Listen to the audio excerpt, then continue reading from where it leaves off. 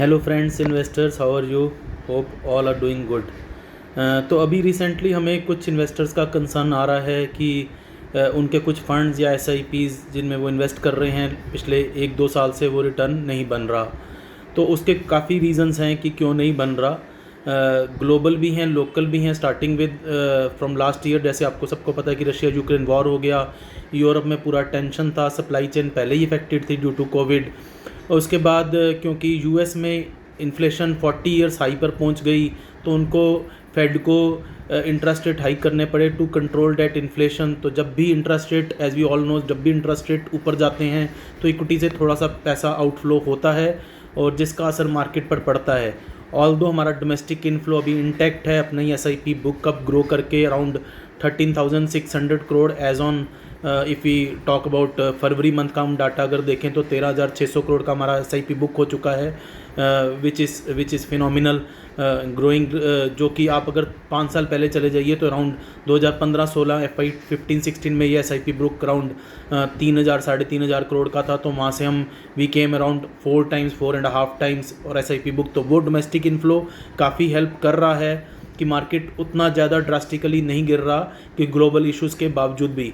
But this is a good sign. और अब वो काफ़ी नेगेटिव फैक्ट्स जो है मार्केट में फैक्टर इन हो चुके हैं। रिसेंटली अभी आरबीआई की पॉलिसी आई है डे बिफोर येस्टरडे, तो उसमें उन्होंने, जहाँ की 80% analyst are expecting that RBI will raise repo rate by 0.25%, but they have maintain the stance and haven't done any change in repo rate. तो ये काफ़ी एक out of the syllabus positive outlook है आरबीआई का। उनको inflation आगे चल के कंट्रोल में आती नज़र आ रही है। तो अभी उन्होंने रेपो रेट उस वजह से नहीं बढ़ाया।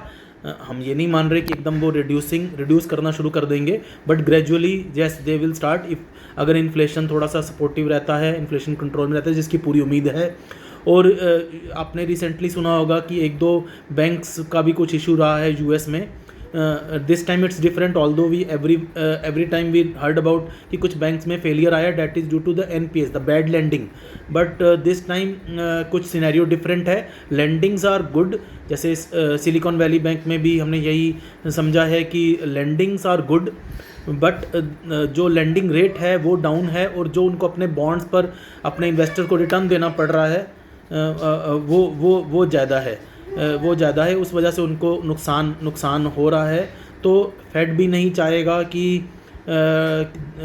कि आगे आने वाले टाइम में वो इंटरेस्ट रेट हाइक करें तो और भी banks can face this problem. तो इस वजह से हमें लग रहा है कि फेड भी अब धीरे धीरे they will keep on trying that if inflation is under control, तो they will try to not to increase the rate further।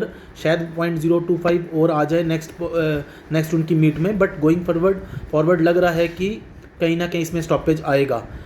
उसके बाद गोइंग फॉरवर्ड आपको पता है जब भी इंटरेस्ट रेट हाइक रुक जाता है तो हमेशा वो एक अच्छा पॉइंट होता है जहाँ पर इक्विटी में इन्वेस्टमेंट बढ़ना शुरू हो जाता है और इक्विटी में रिटर्न हम एक्सपेक्ट कर सकते हैं। जैसे लास्ट 2 ईयर्स में market is under that range only.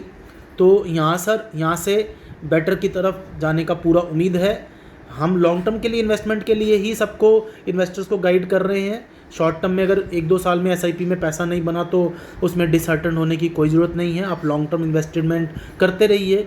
जब भी मार्केट में डाउन टर्न आता है या टाइम वाइज करेक्शन आता है या प्राइस वाइज करेक्शन आता है, वैल्यूएशंस तो अट्रैक्टिव होते ही हैं। अगर सपोज 2 साल मार्केट एक ही जगह पे खड़ा रहे तो अर्निंग तो बढ़ ही रहे हैं ना। अर्निंग तो मार्केट्स कंपनीज को, डोमेस्टिक कंपनीज, आईटी कंपनीज, आपकी एफएमसीजी कंपनीज और कंपनीज, डोमेस्टिक बैंक्स हैं, आपके autos companies, auto sales figures हमने देखी 1 अप्रैल की काफ़ी अच्छा सेल्स फिगर ऑटोज़ का रहा। And continuously for last 1.5 year auto sales numbers are very good. तो उस वजह से ऑटो एंसेलरी कंपनीज हैं, chemicals are doing very good. So all sectors are doing good. Capex कर रही हैं कंपनीज, इन्वेस्टमेंट कर रही हैं, उसमें भी आगे आने वाले टाइम में प्रॉफिटेबिलिटी बढ़ेगा। और दूसरा जो सप्लाई चेन इश्यूज़ थे वो भी धीरे धीरे रिजॉल्व हो रहे हैं। तो जो रॉ मटेरियल कॉस्ट कुछ कंपनीज़ की बढ़ गई थी due to supply chain issues, वो भी अब कंट्रोल में आती दिख रही है। तो there is very market is on a very sweet spot कि यहाँ से मार्केट एक काफ़ी अच्छा रिटर्न जनरेट करने का एक ग्रोथ प्रॉस्पेक्ट दिखाएगा। Specially specially I am talking about the large caps will also perform, but वो उतने शायद 10-12% ही अपने पीक से नीचे हैं. But if you talk about mid cap and small cap, they are like 30-40% down from their peak in 2021 सितंबर. सो हम investors को यही कह रहे हैं कि चिंता मत करिए, आप ग्रेजुअली अपनी इन्वेस्टमेंट बढ़ाते रहिए. जब भी आपको बिजनेस में इनकम बढ़े, या जो सैलरीड एम्प्लॉयज़ हमारे पास SIP कर रहे हैं, वो जैसे जैसे उनका सैलरी बढ़ता है, उनको इंक्रीमेंट्स मिलता है, तो they should gradually increase their SIP amount. और नीचे के लेवल में तो SIP इंक्रीज़ करने से, उनका इन्वेस्टमेंट बढ़ाने से उनको more units, they will able to generate more unit, allocate more units in good funds. तो लॉन्ग टर्म में इन्वेस्टमेंट में रिटर्न काफ़ी अच्छा बनेगा. We are expecting a good decent run up this year only, और maybe next year, because FY24 का जो earnings का ग्रोथ प्रॉस्पेक्ट है वो FY23 से 12-13% का निफ्टी का अर्निंग, और कुछ इतना ही शायद, या उससे थोड़ा सा better mid cap small caps का भी अर्निंग बढ़ना चाहिए. तो इस वजह से अच्छा रिटर्न हम एक्सपेक्ट कर रहे हैं मार्केट में. So need not have to worry. जब भी मार्केट हमने देखा है पास्ट का डाटा, वो भी हम एक अलग से वीडियो बना के पूरा शेयर करेंगे कि पास्ट में कैसे मार्केट ने जब भी 1-2 साल में अंडर परफॉर्म किया है, या 2.5 साल अंडर परफॉर्म किया है, तो उसके बाद next consecutively 2 years 3 years market ने अपना बेस से ज़्यादा रिटर्न दिया है. And they cover up, catch up all the bad returns और negative returns which they have given in last 1 or 2 years.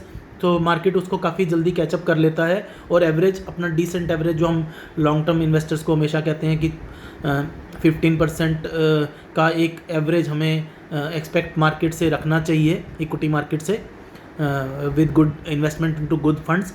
So need not have to worry guys, just keep on investing and stay positive and believe in India growth story. हमारी companies are doing very well domestically and internationally also. तो जैसे ही कुछ interest rate नीचे आने का संभावना दिखेगा, और कुछ अर्निंग्स इम्प्रूव होंगी, मतलब पहले भी ख़राब नहीं थी कुछ अर्निंग, बट जैसे जैसे थोड़ा सा सप्लाई चेन इश्यूज रिजॉल्व होंगे, रॉ मटेरियल कॉस्ट कम होंगी, तो मार्केट में और रिटर्न आने का पूरा उम्मीद है. तो शायद थोड़ा सा लंबा वीडियो हो गया, बट ये एक बार कंसर्न को एड्रेस करना ज़रूरी था कि सब हमारे इन्वेस्टर्स बिल्कुल ना घबराएं और अपनी इन्वेस्टमेंट कंटिन्यू रखें. Market will reward for your given patience and time. Your hard money are on a right track to generate a good wealth for you and your family. Thanks. That's it for now. We'll come up with another video very soon. We'll try to get in touch with very interesting and new video very soon. Thank you. All the best. Keep investing. Thank you.